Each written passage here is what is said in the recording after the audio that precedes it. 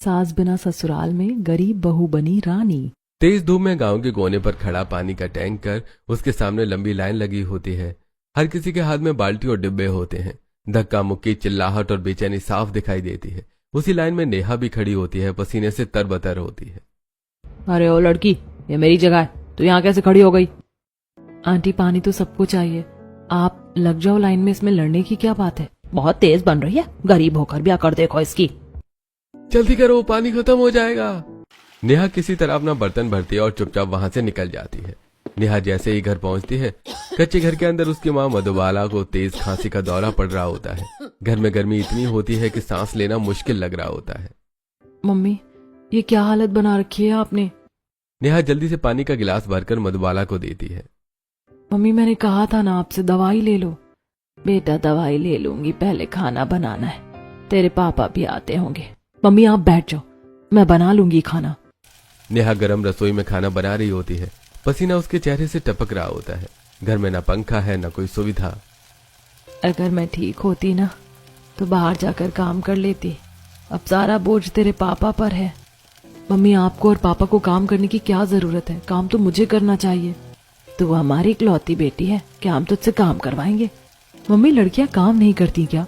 वो सिर्फ घर संभालने के लिए थोड़ी होती है। तभी दरवाजा खुलता है और प्रीतम जी काम से थके हुए घर आते हैं। उनके कपड़े पसीने से भीगे होते हैं। पापा, पानी लीजिए। नेहा उन्हें पानी देती है और हाथ के पंखे से हवा करने लगती है। पापा, आप कितनी मेहनत करते हो, देखो कितना पसीना आ रहा है। मेरी प्यारी गुड़िया मेरा कितना ध्यान रखती है। अगली सुबह मधुबाला घर के बाहर कपड़े सुखा रही थी। पास में खड़ी औरतें धीरे धीरे ताने मार रही होती हैं। एक ही लड़की है बेचारी की, शादी कैसे करेंगे? इन्हें तो 2 टाइम की रोटी खिला ले, शादी में क्या देंगे? पता नहीं लड़की का नसीब कैसा होगा।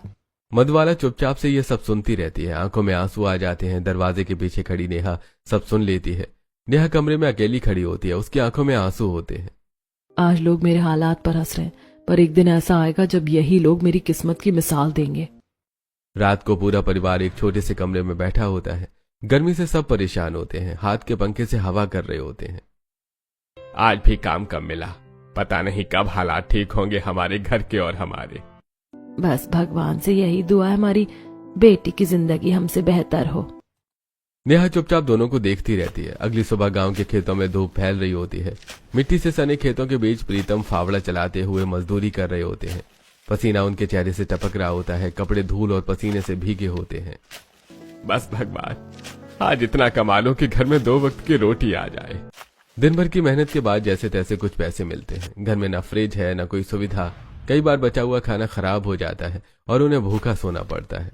दूसरी ओर शहर में एक बड़ा और शानदार घर, हर कोने में सुविधा, साफ सफाई और रौनक। लेकिन इस घर में यहाँ सिर्फ मर्द रहते हैं, करीब 10 लोग।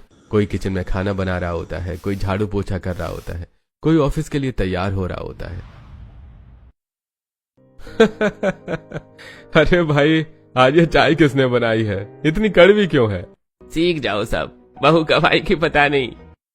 सब हंसते हैं और धीरे धीरे तैयार होकर अपने अपने काम पर निकल जाते हैं।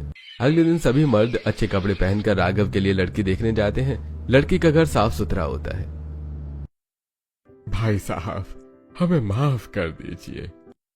अरे क्या बात हो गई? हम अपनी बेटी की शादी आपके घर नहीं कर सकते। आपके घर में कोई औरत तो है नहीं। इतने सारे मर्दों के बीच हमारी बेटी कैसे रहेगी? माहौल एकदम शांत हो जाता है। हमें डर है, इसका असर हमारी बेटी पर ठीक नहीं पड़ेगा, इसीलिए आप हमें माफ कर दीजिए। मोहन जी उन्हें समझाने की कोशिश करते हैं, लेकिन वो साफ इनकार कर देते हैं। सब लोग मायूस होकर वापस घर लौट आते हैं। शाम को घर का ड्राइंग रूम, सभी मर्द चुपचाप बैठे हैं। माहौल भारी होता है। राघव, क्या करें? तेरे तो हर जगह रिश्ते कैंसिल हो रहे हैं। पापा, आप इतना ट्राई क्यों कर रहे हो? जब सही लड़की मिलेगी तब शादी हो जाएगी। हाँ भाई, राघव सही कह रहा है, आप इतना स्ट्रेस क्यों ले रहे हो? तभी मोहन जी अचानक सोच में पड़ जाते हैं, जैसे उन्हें कुछ याद आ गया हो। विक्की, तुझे याद है मेरा एक दोस्त था प्रीतम? हाँ भाई, थोड़ा थोड़ा याद है। आप गांव में उसके साथ खेला करते थे। हाँ, उसकी एक बेटी भी थी, छोटी थी। अब तो राघव की उम्र की हो गई होगी।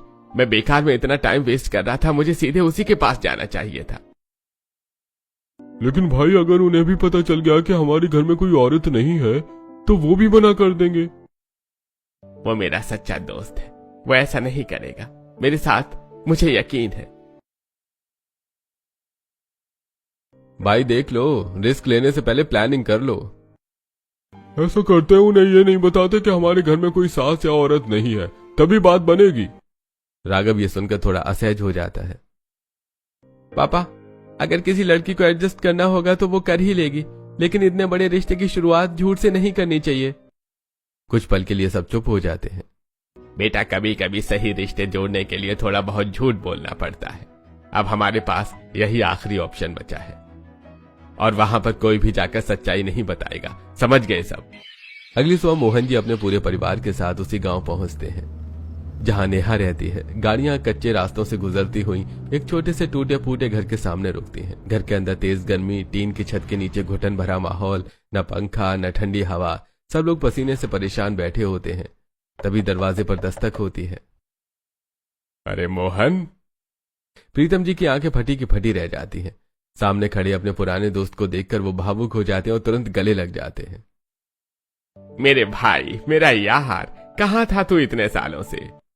अरे भाई, मैं तो यही था जहां तू मुझे छोड़ कर गया था।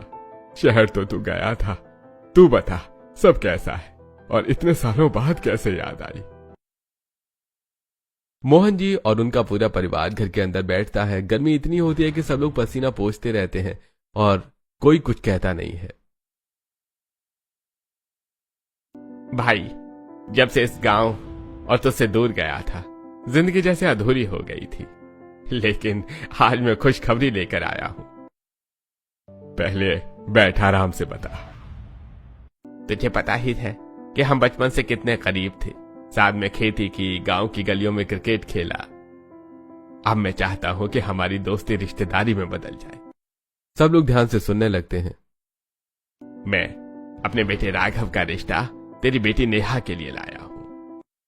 अरे भाई, तू तो शहर जाकर बड़ा आदमी बन गया है, तुझे तो कोई भी अच्छी लड़की मिल जाएगी। अरे पागल, नेहा को मैं बचपन से जानता हूँ। वो मेरी भी बेटी जैसी है और बहुत संस्कारी है। मुझे हमेशा से नेहा बहुत अच्छी लगती थी। तभी मधुबाला धीरे से सवाल करती है। भाई साहब, भाभी कहाँ है? वो क्यों नहीं आई आप सबके साथ? इतने बड़े फैसले में उनका होना जरूरी है। एक पल के लिए माहौल थोड़ा शांत हो जाता है। मोहन जी झूठ बोलते हैं। हाँ भाभी जी, बस उनकी तबीयत थोड़ी खराब रहती है, इसलिए ज्यादा बाहर नहीं निकलती। प्रीतम और मधुबाला एक दूसरे को तरफ देखते हैं और फिर सिर हिला देते हैं। भाई, जैसे तुझे ठीक लगे, हमें मंजूर है। मोहन जी तुरंत प्रीतम का हाथ पकड़ लेते हैं। तू शादी के खर्चों की चिंता मत करना, सब मैं संभाल लूंगा। नहीं भाई, जितना हमसे होगा हम करेंगे, तू सारा बोझ अपने ऊपर मत ले। अरे ये दोनों मेरे बेटा बेटी हैं, मैं ये सब अपनी खुशी से कर रहा हूँ। दोनों दोस्त गले लग जाते हैं और रिश्ता पक्का हो जाता है। कुछ दिनों बाद नेहा के घर में हल्दी का फंक्शन होता है। छोटा सा घर, लेकिन खुशी और रंगों से भरा हुआ। आस पड़ोस की औरतें, रिश्तेदार सब गाना गा रहे होते हैं। नेहा बेटी, ससुराल जाकर सबको अच्छे से संभालना, सास ससुर का हमेशा ध्यान रखना, लेकिन इतना भी काम मत करना कि लोग तुम्हें भाव देना ही बंद कर दें। सब हंस पड़ते हैं और नेहा हल्की मुस्कान के साथ सबकी बातें सुनती है। रात को नेहा के हाथों में खूबसूरत मेहंदी लग रही होती है। चारों तरफ गाना, हंसी और खुशी का माहौल होता है। बेटा, यहाँ तो हम तेरे माता पिता हैं ही, लेकिन वहाँ सास ससुर भी तेरे माता पिता जैसे होंगे। तुझे उनका ख्याल हमारी तरह ही रखना है, उनके हर सुख दुख में साथ देना है, वही तेरा असली घर होगा। मम्मी, सारे संस्कार आपने दिए हैं, मैं कभी आपका नाम नीचे नहीं होने दूंगी। जो जो आपने मुझे सिखाया मैं हमेशा वही करूंगी। बड़ी धूमधाम से शादी हो जाती है। शाम को बड़े से घर के बाहर रोशनी, फूलों की सजावट और हल्का सा डीजे म्यूजिक बज रहा होता है। दरवाजे के सामने पूरे घर के 10 मर्द लाइन में खड़े होते हैं, थोड़े कंफ्यूज लेकिन चेहरे पर खुशी। अरे ऐसे ही करते हैं ना गृह प्रवेश? हाँ भाई, जो आता है वही सही है। अरे बस बहू को अंदर लाना है, तरीका अपना ही बना लेते हैं। एक तरफ विक्की चावल का कटोरा लेकर खड़े हैं, दूसरी तरफ अमित आरती की थाली लिए। 3 बेटे नीचे फूलों की पंखुड़ियां बिछा रहे होते हैं और बाकी 3 डीजे पर नाचने में लगे होते हैं। भाभी का स्वागत है, जोरदार होना चाहिए।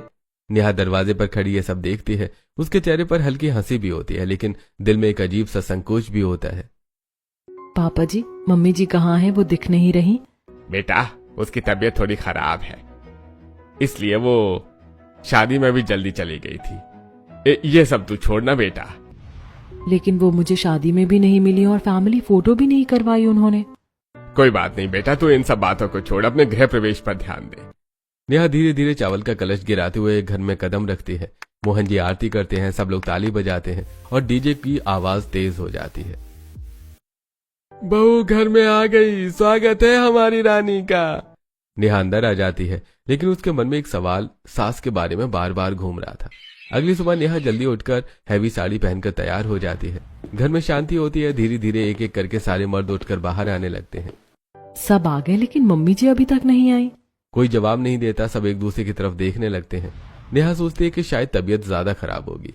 वो खुद कमरे से कमरे जाकर देखने लगती है। एक कमरा खाली, दूसरा कमरा खाली, पूरे घर में कहीं भी सांस नहीं होती है। मैंने सारा घर देख लिया, मम्मी जी कहीं नहीं है। नेहा सीधे मोहन जी के पास जाती है। पापा जी, मम्मी जी कहाँ हैं? बेटा, आज तेरी पहली रसोई है, पहले वो कर ले। नेहा किचन में जाकर सबके लिए खाना बनाती है, पर उसका मन बार बार उसी सवाल में उलझा रहता है। कुछ तो छुपाया जा रहा है। सब लोग खाना खाने बैठते हैं। नेहा सबको खाना परोसती है और फिर हिम्मत करके बोलती है, पापा जी, मुझे मम्मी के बारे में बताइए। जब भी मैं पूछती हूँ आप बात टाल देते हैं। पूरे कमरे में सन्नाटा छा जाता है। मोहन जी समझ जाते हैं कि अब सच छुपाना मुश्किल है। मोहन जी धीरे धीरे उठते हैं और नेहा के सामने हाथ जोड़ लेते हैं। बेटा, मुझे माफ कर देना, मैंने तुझसे और तेरे परिवार से झूठ बोला। इस घर में सब लोग हैं सिवाय तेरी सास के। सबकी आंखें नम हो जाती हैं। तेरी सास की मौत 10 साल पहले हो गई थी। नेहा एकदम हैरान रह जाती है और आंखें फैल जाती हैं। पूरा घर एकदम शांत, सबके चेहरे पर दर्द और इमोशन।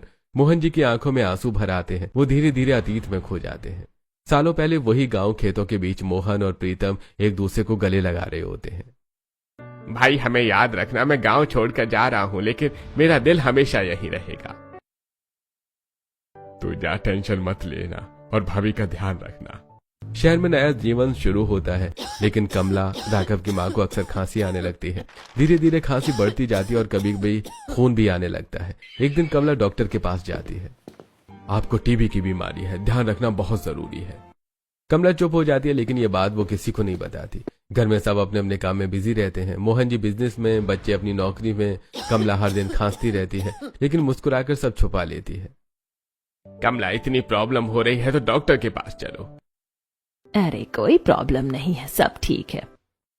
एक दिन अचानक कमला को तेज खून की उल्टी होने लगती है और पूरा घर घबरा जाता है और तुरंत उन्हें अस्पताल ले जाया जाता है। इनकी बीमारी बहुत बढ़ चुकी है, ये टीबी का आखिरी स्टेज है, अब हम कुछ नहीं कर सकते। सबके पैरों तले जमीन खिसक जाती है। कुछ ही समय बाद कमला हमेशा के लिए सबको छोड़कर चली जाती है। तुमने मुझे क्यों नहीं बताया? मैं चाहे कितना भी बिजी था, तुम्हारे लिए मेरे पास हमेशा समय था। मम्मी, आपने हमें इतना भी लायक नहीं समझा कि आप अपनी बीमारी हमें बता पाती। पूरा घर रो रहा था और उस दिन के बाद इस घर से माँ का साया हमेशा के लिए चला जाता है।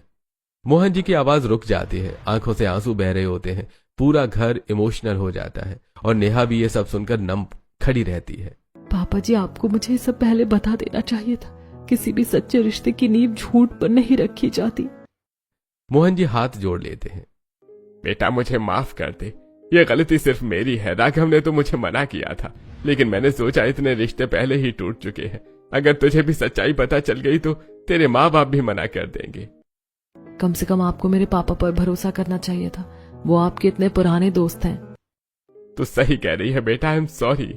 मोहन जी तुरंत फोन उठाते हैं और प्रीतम को कॉल करते हैं। प्रीतम भाई, मुझे माफ कर दे। तेरी भाभी की मौत 10 साल पहले हो चुकी थी, लेकिन मैंने तुझसे झूठ बोला। कोई बात नहीं भाई, अब मेरी बेटी तेरे हवाले है, उसका खूब ध्यान रखना। तो फिक्र मत कर, मैं उसे अपनी बेटी से भी ज्यादा प्यार दूंगा। फोन कट जाता है। नेहा चुपचाप खड़ी होती है। उसके मन में कई सवाल और डर एक साथ उठ रहे होते हैं। इस घर में सास नहीं है, मैं क्या करूंगी? इतने सारे मर्द में कैसे संभालूंगी?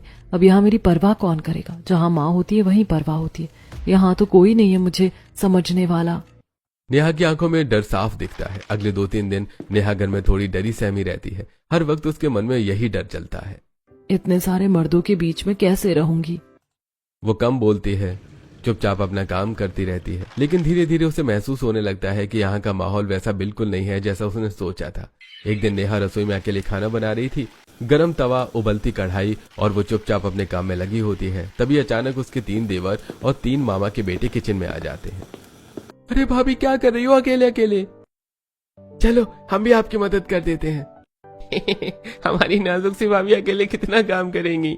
अरे नहीं नहीं, आप लोग रहने दो, मैं कर लूंगी। अरे नहीं भाभी, हम आ गए हैं ना, तो काम बांटना पड़ेगा। देखते ही देखते पूरा किचन टीम वर्क में बदल जाता है। कोई सब्जी काट रहा है, कोई मसाले दे रहा है, कोई रोटियां बेल रहा है। भाभी, आज हमारी बनाई रोटी खाकर बताना गोल बनी है या नक्शा। सब हंस पड़ते हैं और नेहा भी पहली बार खुलकर मुस्कुरा देती है। ये लोग वैसे नहीं है जैसा मैंने सोचा था। अगली सुबह नेहा पूजा की थाली लेकर खड़ी है। घर में सारे मर्द लाइन में खड़े मुस्कुरा रहे होते हैं। आप सब? आज से ये घर तेरे हाथों से चलेगा बेटा। और हम सब तेरे असिस्टेंट हैं। नेहा सबको धूप देती है और प्रसाद भी। चलो सारे छोटे बच्चे नेहा के पैर छू लो। आज रोज ऐसा ही करना, तभी घर की तरक्की होगी। सारे देवर उसका आशीर्वाद लेते हैं। सास नहीं है, लेकिन यहाँ मुझे माँ से भी ज्यादा प्यार मिल रहा है। अगले दिन नेहा घर में डस्टिंग कर रही होती है। तभी मोहन जी और दोनों चाचा भी आ जाते हैं। अरे बेटा, ये सब तू अकेले क्यों कर रही है? अरे इतना बड़ा घर है, कब तक अकेले करेगी? हम किस दिन काम आएंगे? फिर सब मिलकर काम करने लगते हैं। कोई झाड़ू लगा रहा है, कोई पोछा लगा रहा है। नेहा सोफे के कवर झाड़ रही होती है। नेहा बेटा, तू बैठ जा, आराम कर। घर का कोई भी काम नेहा को कभी अकेले नहीं करने दिया जाता है। कपड़े धोने में मदद, कपड़े छत पर सुखाने में मदद, हर जगह कोई ना कोई उसके साथ होता है। ये घर तो बिल्कुल अलग है। शाम को राघव ऑफिस से जल्दी घर आ जाता है। पापा, आज मैं नेहा को डिनर पर लेकर जाऊंगा। हाँ बेटा, जरूर जाओ। मैं तो कब से कह रहा हूँ, अपने रिश्ते को थोड़ा टाइम दो, जाओ घूम आओ। रात को एक खूबसूरत होटल, हल्की रोशनी, मोमबत्तियां और सुकून भरा माहौल। राघव ने पहले से ही कैंडल लाइट डिनर अरेंज कर रखा होता है। नेहा थोड़ी हैरान लेकिन बहुत खुश होती है। मुझे लगा था यहाँ कोई मुझे समझ नहीं पाएगा, लेकिन आप लोगों ने तो मुझे घर की रानी बना दिया। ऐसा लगता है जैसे मैं सबसे इम्पोर्टेंट हूँ। तुम घर में अकेली लड़की हो, तुम्हें प्रिंसेस ट्रीटमेंट तो मिलेगा ही।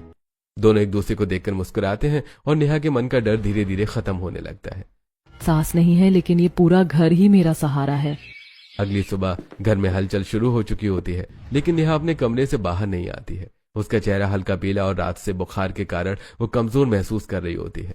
राघव अकेले ही हॉल में आता है। बेटा नेहा कहाँ है? पापा, उसकी तबीयत ठीक नहीं है, उसे रात से बुखार है। ये सुनते ही पूरे घर के सारे मर्द एकदम घबरा जाते हैं और बिना सोचे बिना कुछ कहे नेहा के कमरे की तरफ भागते हैं। अरे चलो जल्दी, भाभी को देखे क्या हुआ। रात से बुखार था, तूने हमें बताया भी नहीं। नेहा बिस्तर पर लेटी होती है। तभी सारे लोग उसके आसपास इकट्ठा हो जाते हैं। देखो नेहा, मैं तुम्हारे लिए काढ़ा भी बनाकर लाया हूँ। बेटा, तूने हमें बताया क्यों नहीं? हम रात को ही तुझे डॉक्टर के पास ले जाते। पापा, इतनी चिंता की बात नहीं है, नॉर्मल सा फीवर है, ठीक हो जाएगा। लेकिन घर के सब लोग बहुत परेशान हो जाते हैं। कोई खिचड़ी बनाकर लाता है, कोई पनीर लेकर आता है, कोई नींबू पानी बनाकर देता है। भाभी, ये नींबू पानी पी लो। और ये खिचड़ी हमारी स्पेशल है, जल्दी ठीक हो जाओगी। सब लोग उसके आसपास बैठे रहते हैं, जैसे उसे अकेला छोड़ना ही नहीं चाहते हैं। तुम सब अपने अपने काम पर जाओ, मैं नेहा को संभाल लूंगा। धीरे धीरे सब लोग चले जाते हैं और मोहन जी नेहा के पास बैठ जाते हैं। वो धीरे धीरे उसका सिर दबाने लगते हैं। पापा जी, रहने दीजिए, आपके हाथ दुख जाएंगे। आप इतना परेशान क्यों हो रहे हैं? बेटा, मुझे पता है, जब तुझे यह पता चला होगा कि इस घर में सास नहीं है, तो तुझे जरूर लगा होगा कि यहाँ तेरी कोई परवाह नहीं करेगा। लेकिन सच ये है कि तू हमारे घर की लक्ष्मी है और इस लक्ष्मी को हम कभी खोना नहीं चाहते। इस घर का हर इंसान तुझसे बहुत प्यार करता है। कभी ये मत सोचना कि सास नहीं है तो तेरी वैल्यू कम है। तेरी वैल्यू हमारे दिलों में सबसे ज्यादा है। नेहा की आंखों में आंसू आ जाते हैं। पापा, आप सब बहुत अच्छे हो, मैं आप सबसे बहुत प्यार करती हूँ।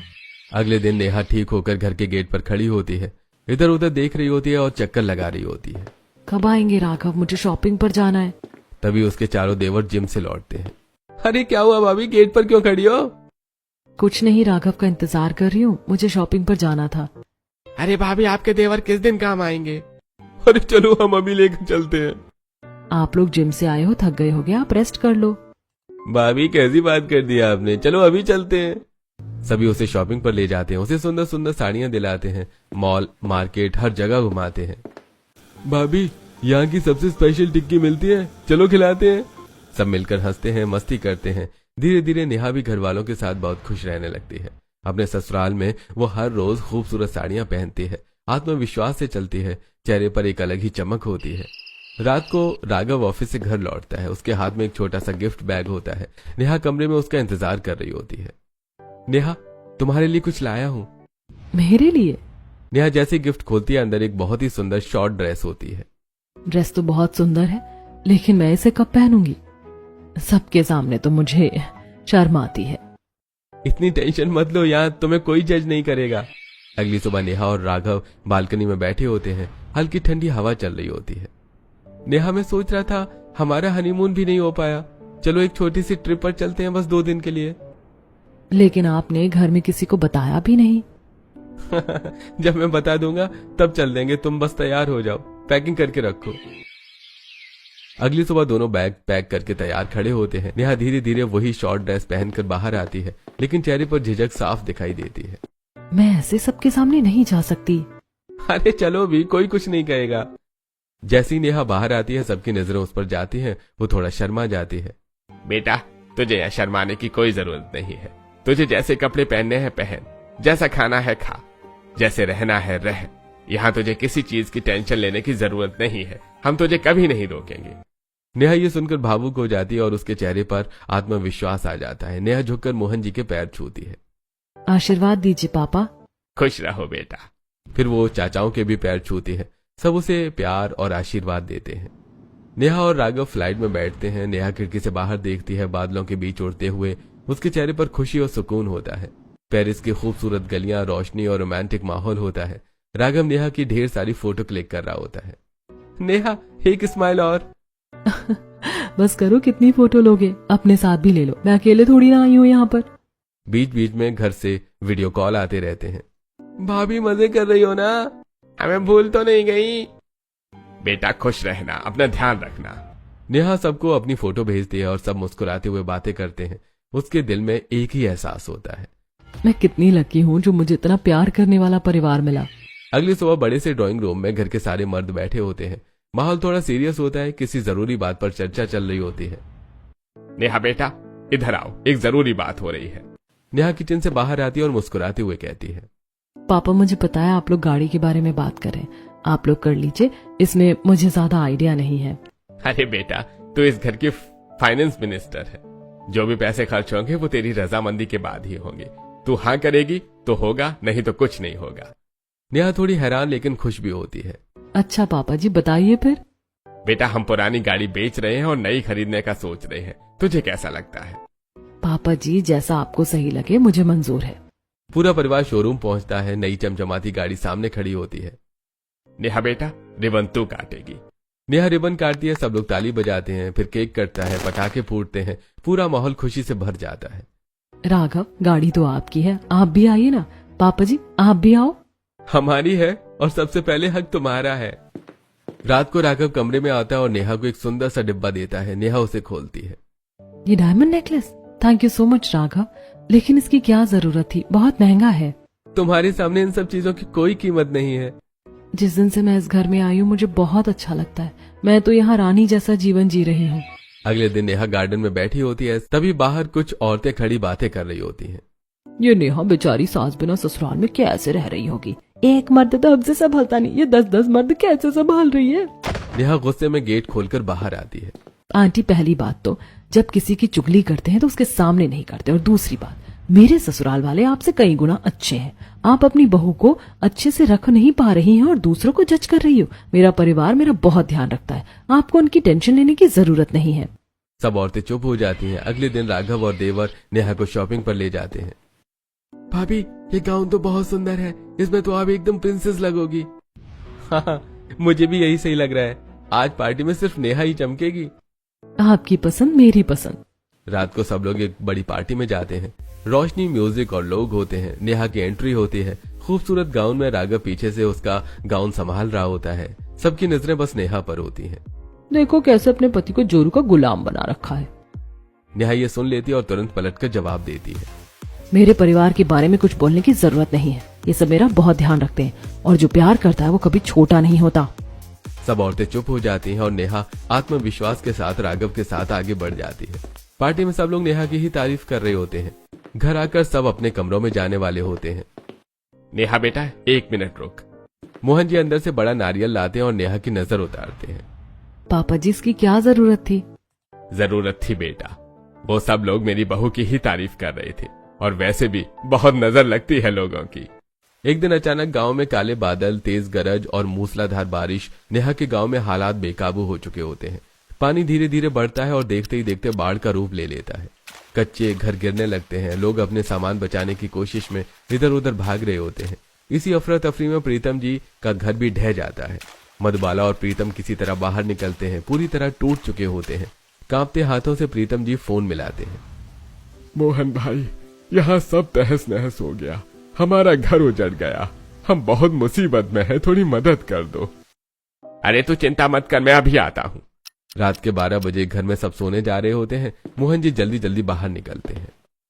पापा इतनी रात को कहाँ जा रहे हो? कहीं नहीं बेटा, तुम आराम करो, मैं अभी आता हूँ। राघव भी उनके पीछे आता है। पापा मुझे तो बताइए क्या हुआ? बेटा नेहा के मम्मी पापा के पास जा रहा हूँ, वहाँ बाढ़ आ गई है, उनका घर उजड़ गया है। लेकिन नेहा को मत बताना, उसे बहुत टेंशन हो जाएगी, उसके पापा ने मना किया है। पापा आप टेंशन मत लो, मैं भी चलता हूँ और अपने दोस्तों को भी बुलाता हूँ। हम सब मिलकर वहाँ सबकी मदद करेंगे। दोनों तुरंत निकल जाते हैं। इधर नेहा कमरे में बेचैन हो जाती है। उसे कुछ अजीब सा महसूस हो रहा होता है। वो राघव को फोन करती है लेकिन कॉल नहीं उठती। आखिर क्या हुआ है?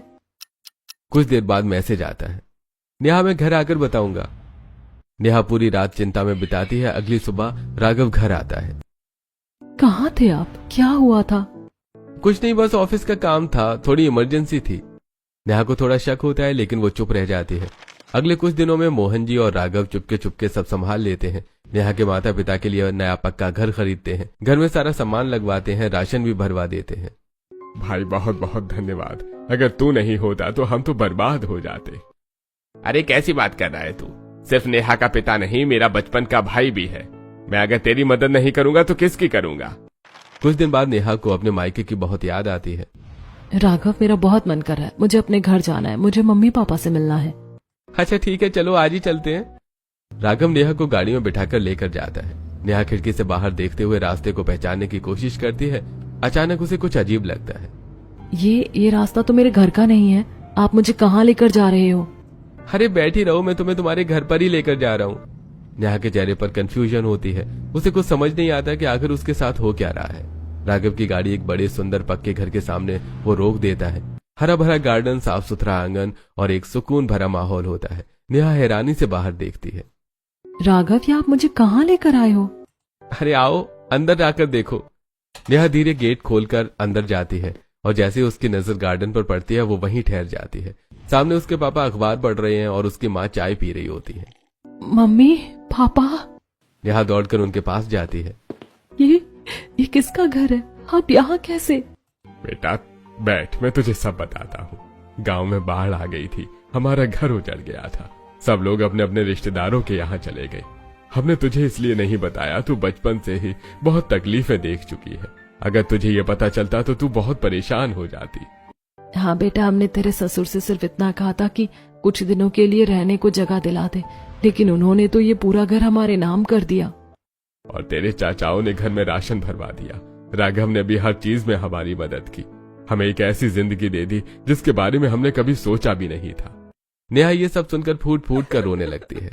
पापा आपने मेरी शादी एक बहुत अच्छे घर में की है। भले ही वो सास बिना ससुराल है, लेकिन मुझे वहां रानी की तरह रखा जाता है। अगर मुझे हल्की सी भी तकलीफ होती है तो पूरा घर मेरी चिंता में खड़ा हो जाता है। बेटा हम चाहकर भी तेरे लिए ऐसा घर और लड़का नहीं ढूंढ पाते। अगर मोहन भाई हमारे पास खुद नहीं आते तो। माता पिता उसे गले लगा लेते हैं। तीनों की आंखों में खुशी और सुकून के आंसू होते हैं। शाम को नेहा अपने ससुराल लौटती है। ड्राइंग रूम में सभी लोग बैठे होते हैं। नेहा दौड़कर सीधे मोहन जी के गले लग जाती है। पापा जी थैंक यू सो मच। आप सिर्फ मेरे ससुर नहीं, मेरे पापा हो। मैं आपको अपने पापा जितना ही सम्मान देती हूँ। अरे बेटा क्या हुआ, तो इतनी रो क्यों रही है? पापा मुझे सब पता चल गया। आपने मेरे पीछे से मेरे मम्मी पापा के लिए इतना सब किया। आप सब लोग बहुत अच्छे हो। आप सब में मेरी जान बसती है। बेटा, भले ही ये सास बिना ससुराल है, लेकिन तू इस घर की रानी है, और हमारी लक्ष्मी भी, और भाई इस घर की सबसे कीमती इंसान। सभी लोग नेहा को गले लगा लेते हैं। पूरा घर प्यार और खुशी से भर जाता है। क्या सच में एक सास का होना ही बहू के लिए जरूरी है, या फिर प्यार, सम्मान और अपनापन ही किसी भी ससुराल को घर बनाता है?